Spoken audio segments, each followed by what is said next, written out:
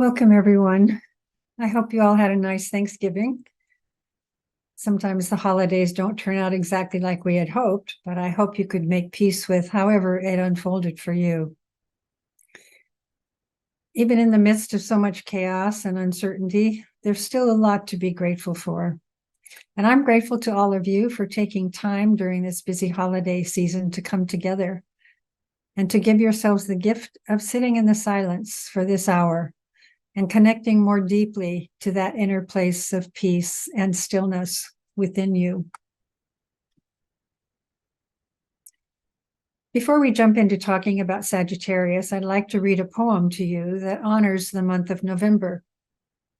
And it's a poem called November by Lynn Unger.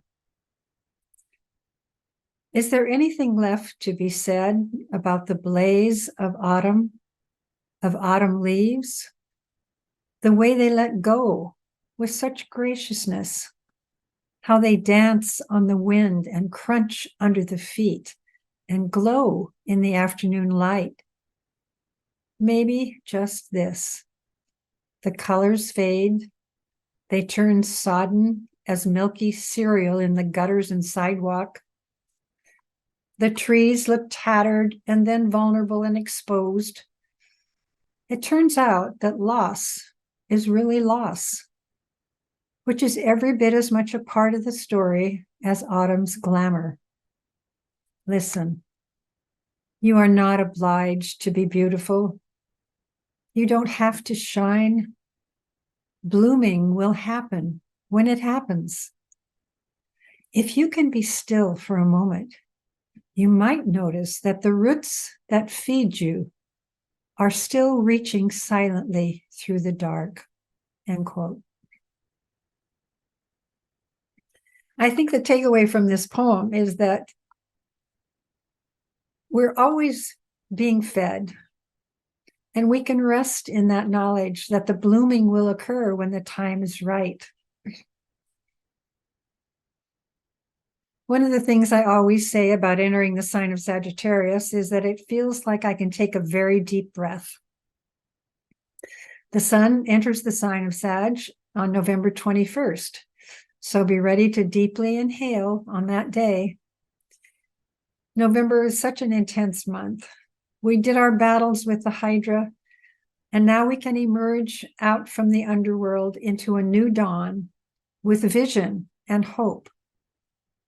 We cleared away whatever the darkness revealed, or at least some of the darkness, and now we stand poised and ready to embody a higher purpose.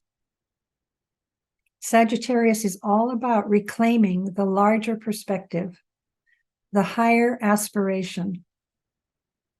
One of the symbols for Sagittarius is the horse aiming his bow and arrow. And the mantra for the Sagittarian disciple is, I see the goal, I reach the goal, and then I see another.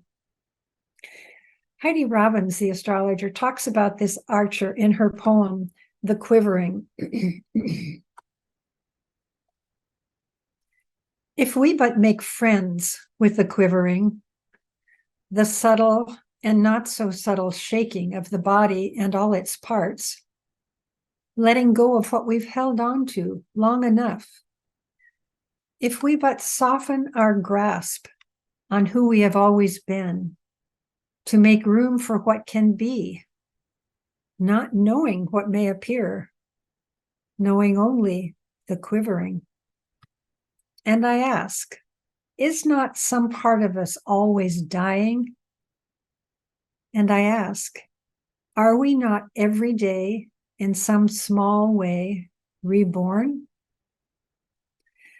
Then, just as the wild animal shakes off the fear of attack, we too can shake off the fears that want to eat us whole. We can walk barefoot in the woods with a quiver of arrows, cautious of what still wants to ensnare us, but alive with the light emanating from our newly trodden path. Are we not path makers? So we are. Are we not pathfinders? So we are. Do arrows not quiver before they are loosed into the world? Then so must we. Finally, we are archer and arrow at once, sprung into the wind, carried swiftly, silently, precisely to our very heart, pierced and present. End quote.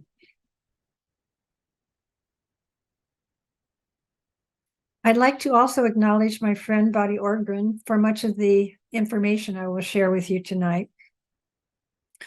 Here's her quote. Life, creation, both personal and cosmic, expands, contracts, ebbs and flows like our in-breath and out-breath. Life is cyclical, and even the cycles exist within greater cycles. In the depths of ourselves, we are aware of the constant process of change. Our dilemma is that as humans, we are dense spirit embedded in matter. Part of us wants to hang on, but our spirit chooses to bring light, expansion, evolution. In our souls, we know that we possess will and choice and are in eternal cyclic process. On our involutionary journey, uniting in loving relationship with our bodies and the earth, we easily forget that we are an eternal process, a gift to ourselves and to creation as we widen and enlarge the cycle of life. Sagittarius governs human evolution, symbolizing progress toward conscious goals. Like the glyph for this sign, the arrow of aspiration is flung into the cosmos. Teilhard de Chardin wrote that consciousness can advance but not retreat. Quote, from each new summit of consciousness that it reaches, the world never again descends. Life having once appeared in matter, the cosmos can never afterwards become devitalized, end quote. As a fire sign, Sagittarius is on a quest for the truth. His fire energy urges him on endlessly. He seeks. He perceives the energy to expand and grow, to explore the contours of his mind and his world. He learns to direct his fiery energy toward his goal. He learns to focus, to become one-pointed, and then he is able to transform the dualities into harmony. Gemini, on the other hand, tends to listen, to think, to communicate, and learn from others, and thus distributes his energy to create right relationship.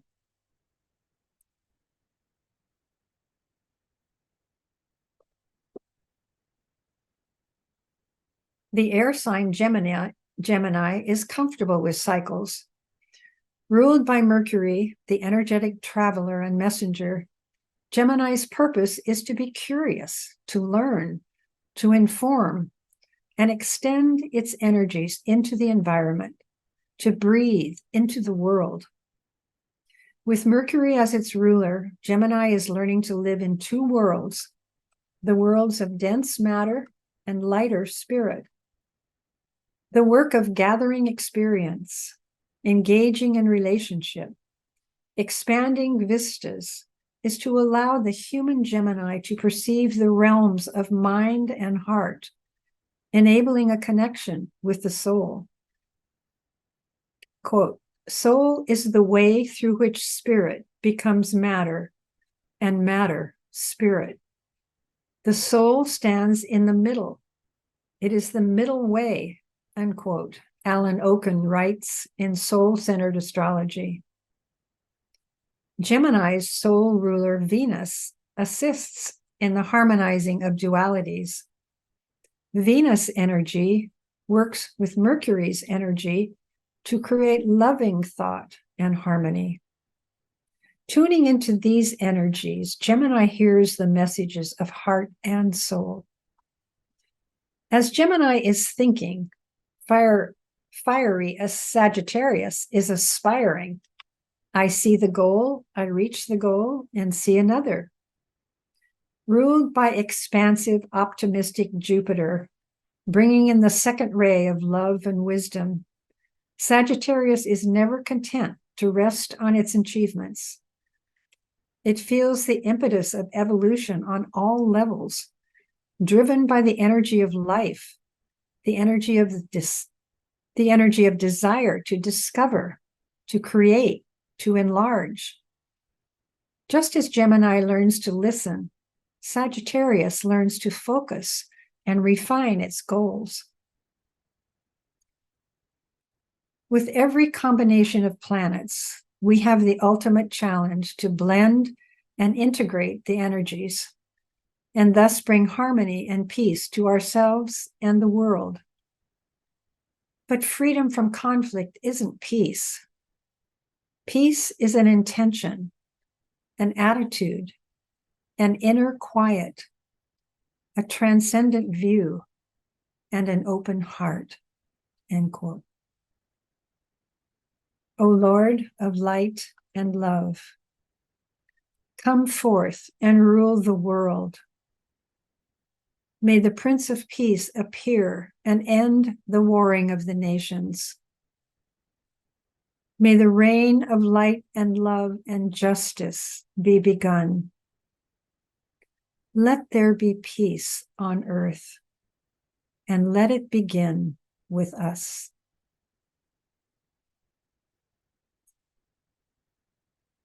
One of the keynotes for Sagittarius is harmlessness. In the ancient mystery schools, Sagittarius was called the sign of silence because the potential for destruction in this sign was so great. The discipline became the practice of silence. We're moving into the holiday season now. I wonder if you can imagine how different your holidays would be if silence was your keynote. Let's pause for just a moment and think about how we could bring the quality of silence into our daily lives this busy holiday season. And silence isn't just about being quiet, holding our tongues. Silence refers to an inner stillness, a quiet place in our hearts that we can carry with us throughout the busiest of days. We can also call upon the discipline and dedication of the Sagittarian energy to help us become harmless in thought, word, and deed. How can we silence the busy mental energy of Gemini?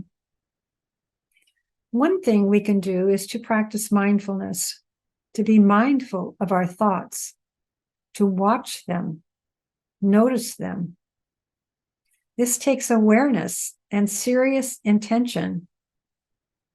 So when we catch ourselves mentally obsessing or wandering into a dreamy state or a negative loop, we can bring ourselves back to the present moment. Meditation can help with this. In meditation, we are taught to always and continually bring our attention back to the present moment. It teaches us to watch our thoughts go by just like clouds in the sky. We can learn not to identify with our thoughts. Don't believe everything you think is a common quote. Then we can invoke our discerning minds to notice. Is this thought illuminating? Is it even true? Or is it just the ego rambling on and expressing its opinion? Once we become aware of our thoughts, we have choice. Do I want to stay here in this negative loop, obsessing? Or do I want to pause and think of a more illuminating thought? We can shift the energy and raise our vibration. The Buddha said this about our thinking minds: the thought manifests as the word manifests as the deed develops into habit, and habit hardens into character. So watch the thoughts and their ways with care, and let them spring from love, born out of compassion for all things, for all beings. As the shadow follows the body, as we think, so we become. The Buddha.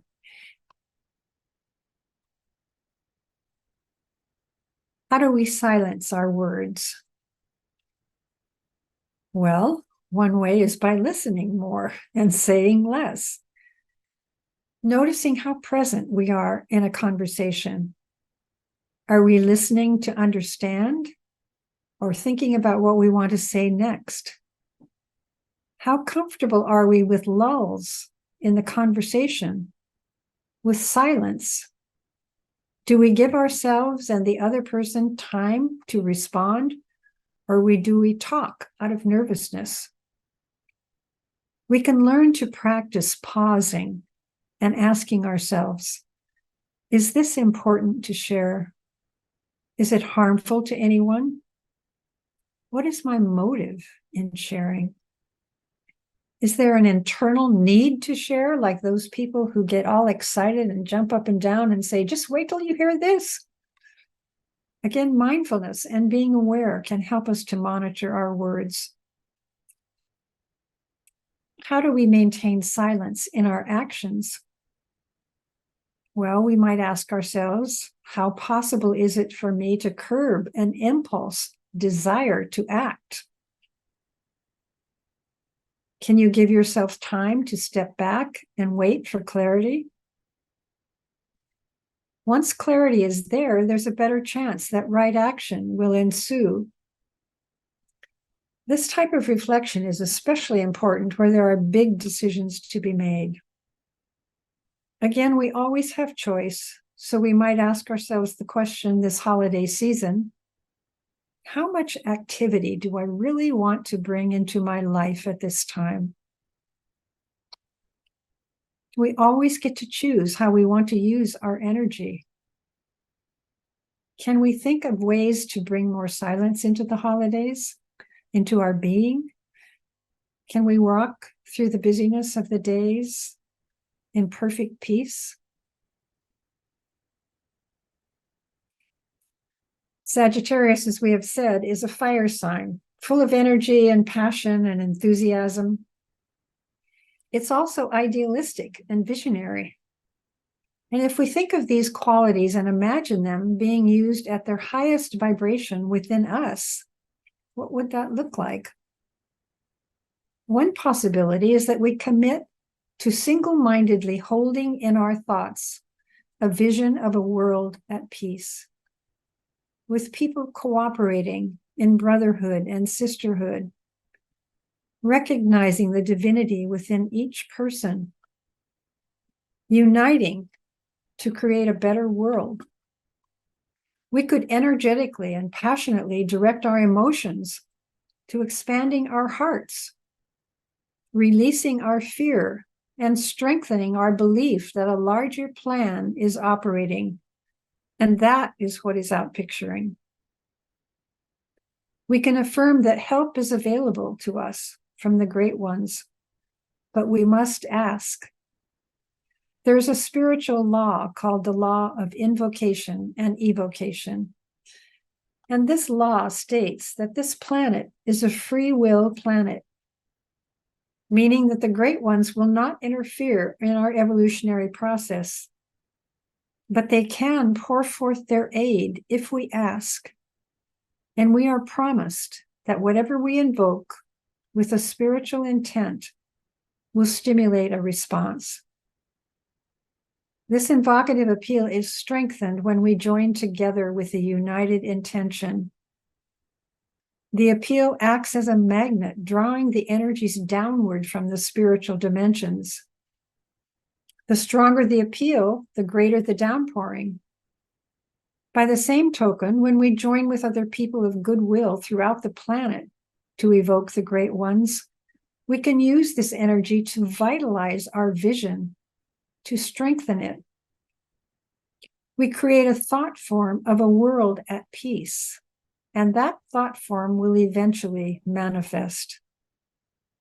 We must hold it in our consciousness, ask that it be infused and energized by the spiritual realms, and then hold that vision in our minds.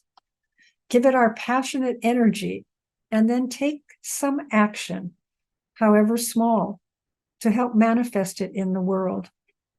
It will have an impact. Another thing we can do is invoke the great ones to protect and bless our planet during these critical times. What we see in the world today are the forces of darkness, those forces whose consciousness is one of materialism, those forces who are fighting against humanity's evolution. How do we deal with that? By invoking the light, by asking the forces of light to descend onto the earth.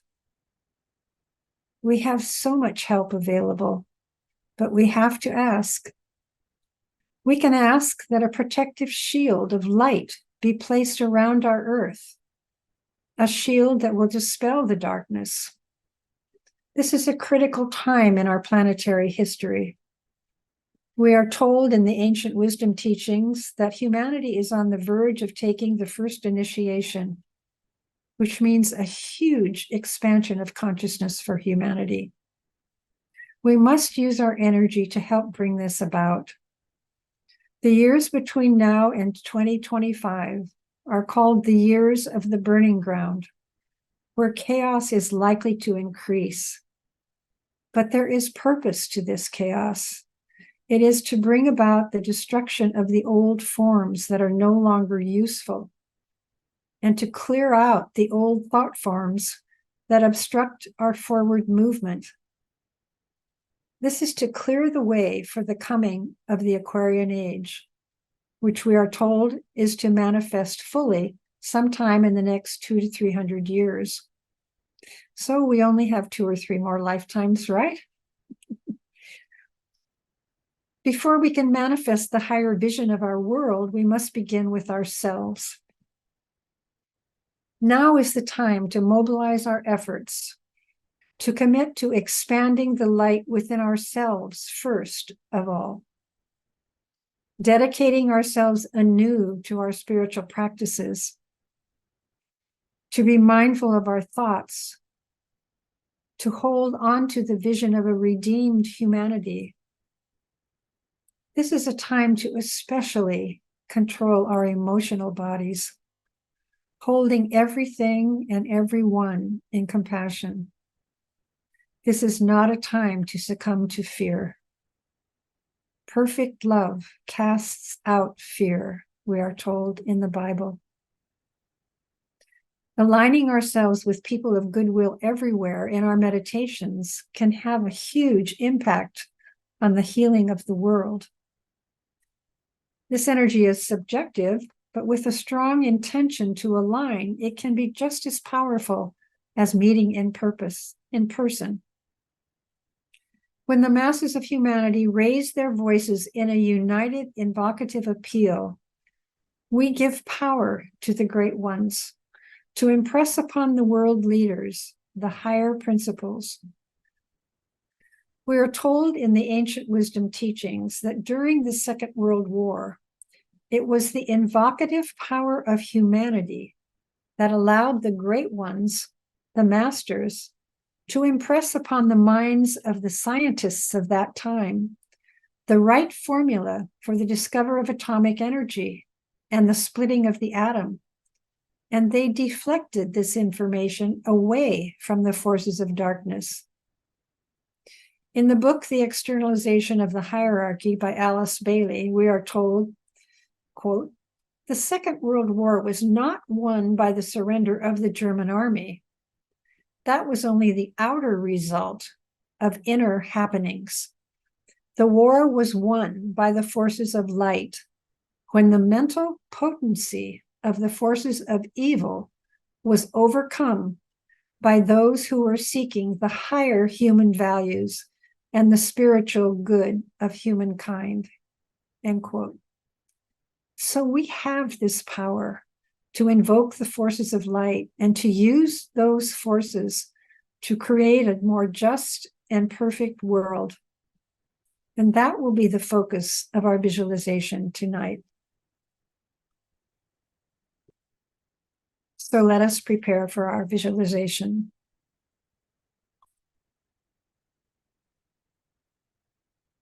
Please find yourself in a comfortable position with the spine relatively erect,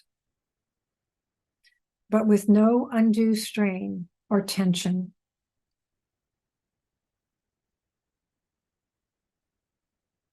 Establish a quiet rhythm to your breathing and feel the body begin to relax and let go.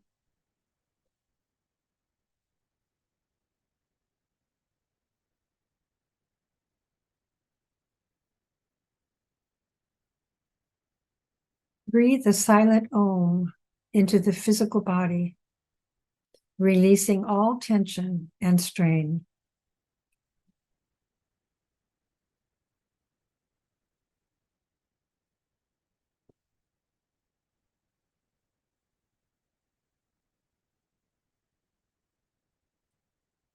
Breathe the silent Om into the mental body, allowing the mind to become still.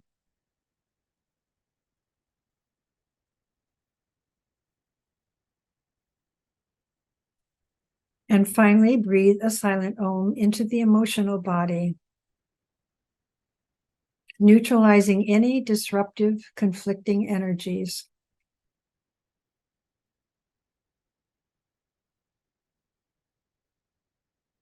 Take a moment to feel the stillness that is created by this process.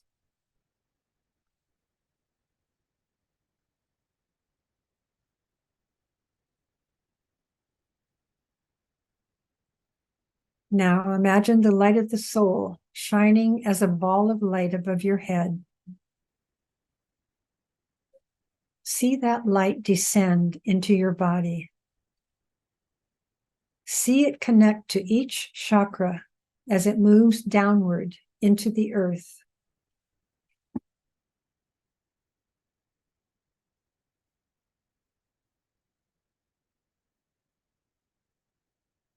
In the center of the earth, the energy of the heavens align with the energies of the earth. See if you can feel this alignment within your body. Heaven and earth aligned within you.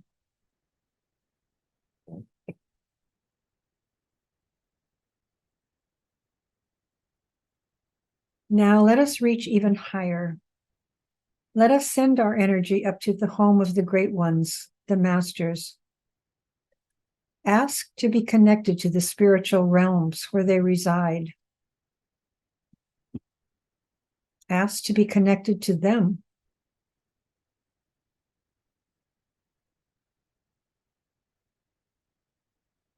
We have been told that the head of this hierarchy of masters is called the Christ, and that he has promised that whatsoever we ask in his name shall be accomplished.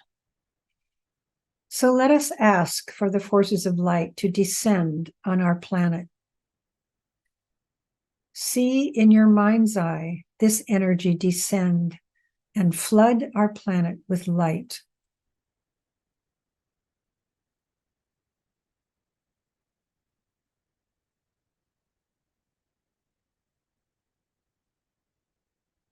Imagine this energy magnetizing the will to good within the hearts of people everywhere.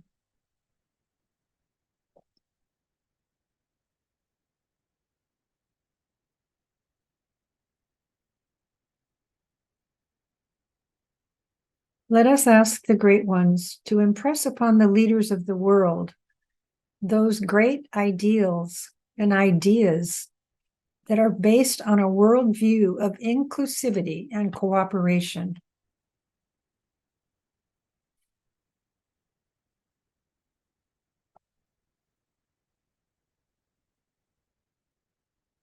Let the vision of brotherhood and sisterhood be realized. Let us hold a vision of a world at peace, a world where resources are shared and where we recognize the divinity within everyone. Let us call forth the forces of light to create a great unifying, protective, and defending wall of light around our planet, magnifying the good and dispelling all negativity and evil from within and without. Finally, let us visualize the Christ, the head of the hierarchy of masters, in the center of our planet, radiating forth love, compassion, and blessing onto all the world.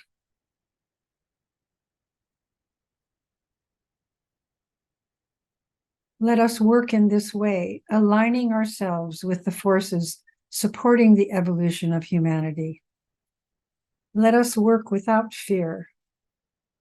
Let us remember that this is why we chose to incarnate at this time, to be beacons of light to our world as it goes through this transition into a new age. Before you open your eyes, I'd like us to join together in a brief visualization for the Middle East. Let us begin by feeling our hearts. See if you can find within it a point of equilibrium.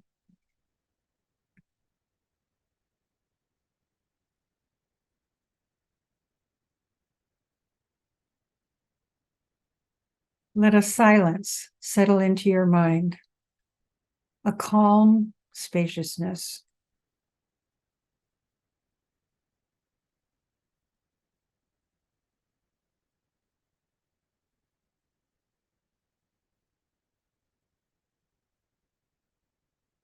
We stand shoulder to shoulder as souls, as silent watchers.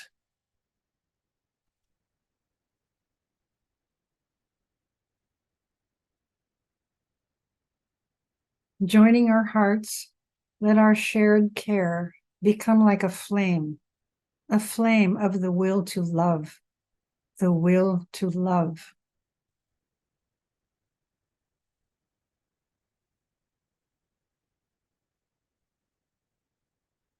Let our minds come into resonance, holding together a mental, unified, telepathic field, calm and steady.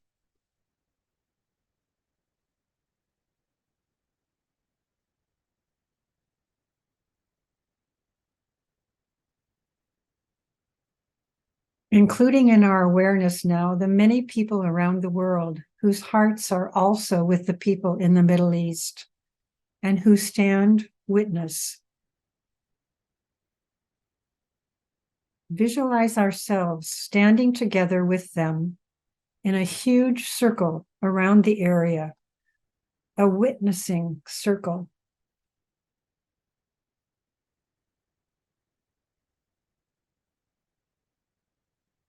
Let us take a moment to just observe the area of Israel and Palestine and the neighboring countries, allowing ourselves to sense what is happening in this part of the earth.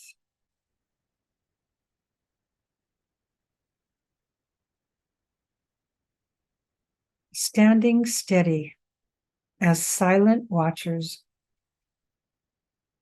opening our awareness upwards now to on high, opening our hearts to the love, the help which we know is available in the higher world.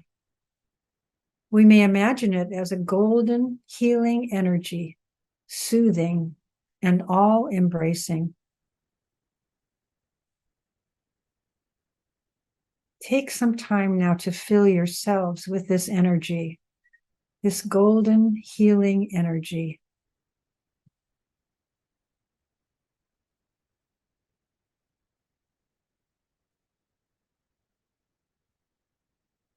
With heartfelt intent, let us invoke the help of the higher forces. Let the forces of light bring illumination to humankind. Let the spirit of peace be spread abroad. May people of goodwill everywhere meet in a spirit of cooperation.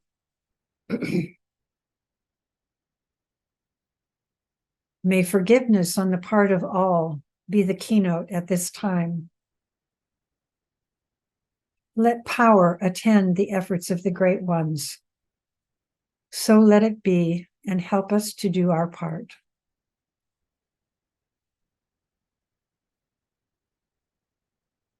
Visualize the golden energy now spread over the whole area of Israel and Palestine and the neighboring countries, descending like a golden, soothing blanket.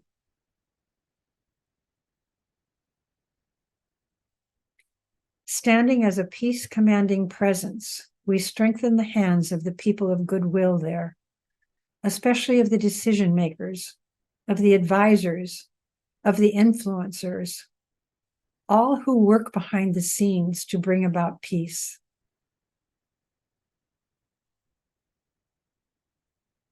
See a huge golden vortex, a pillar of golden light, encompassing the whole area.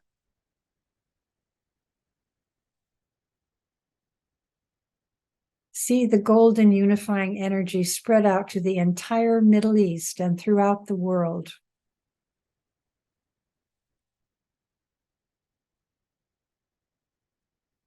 And as an act of rooting this vibration into the earth, we sound the great invocation. From the point of light within the mind of God, let light stream forth into the minds of men. Let light descend on earth. From the point of love within the heart of God, let love stream forth into the hearts of men. May Christ return to earth. From the center where the will of God is known, let purpose guide the little wills of men, the purpose which the masters know and serve.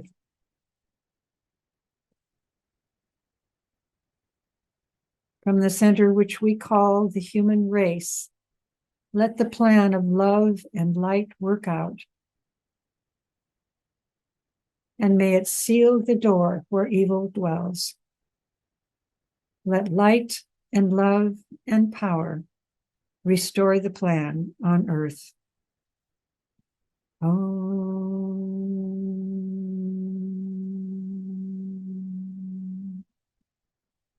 Om.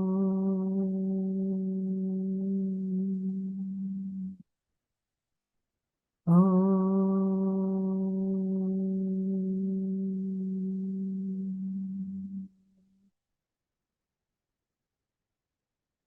Namaste, dear friends.